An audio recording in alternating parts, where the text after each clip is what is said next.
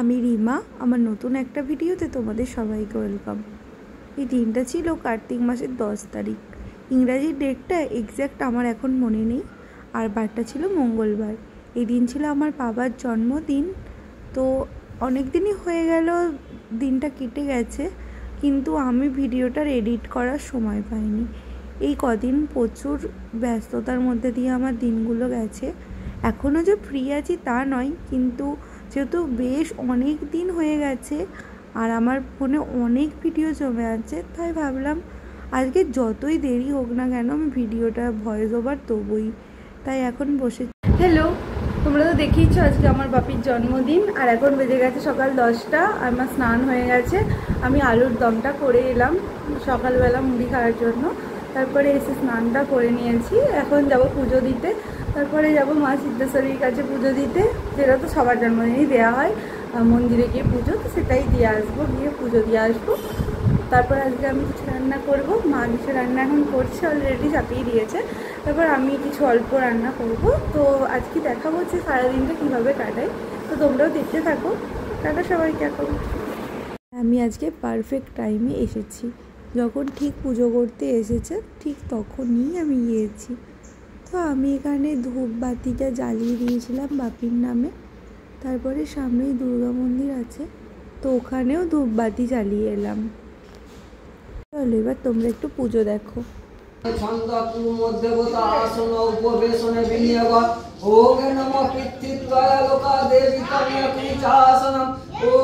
হতে দেরি হচ্ছিল আর আমার বাড়িতে অনেক কাজ ছিল, তার জন্য আমি বাড়ি চলে এলাম। পরে গিয়ে নিয়ে চলে আসবো প্রসাদটা, যেহেতু আমার বাড়ির কাছেই, তাই প্রবলেম কিছু হবে না। মা এদিকে সবই করে ফেলেছিল মোটামুটি, এদিকে ভাত হয়ে গেছিলো, তার আগে পায়েসটাও হয়ে গিয়েছিলো। এখানে ওই 5 ভাজা হচ্ছিল, আর আমি এসে চিকেনটা ম্যারিনেট করলাম।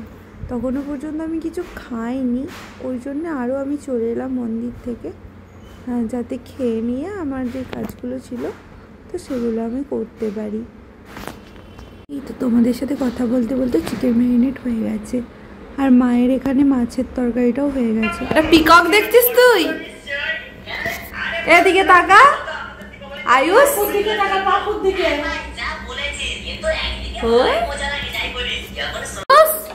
ফোন দে ফোন দে ফোন দে, আরে মা আসছে, ফোন দে, ফোনটা দে, ফোনটা দি দাও বাবা। হাতে রোজ ট্যাটু করে ঘুরে বেড়াচ্ছে। এর মধ্যে ভাইপো বাবু এসেছিল বাবাকে উইশ করতে।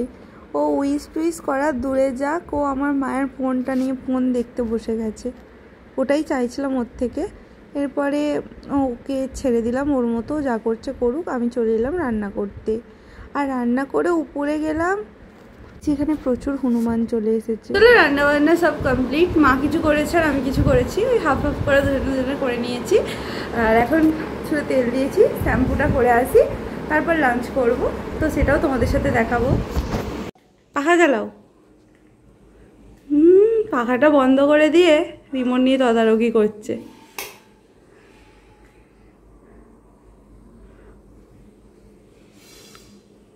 এটা চালা, সুইচটা দে ওখানে। হ্যাঁ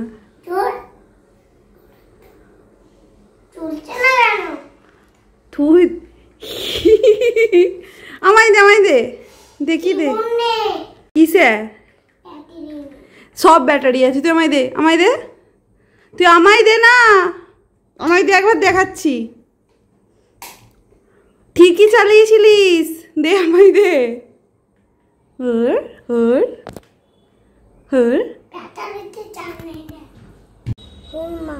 হনুমান বাড়ি চলে গেছে, দাদা সব তাড়িয়ে দিয়েছে।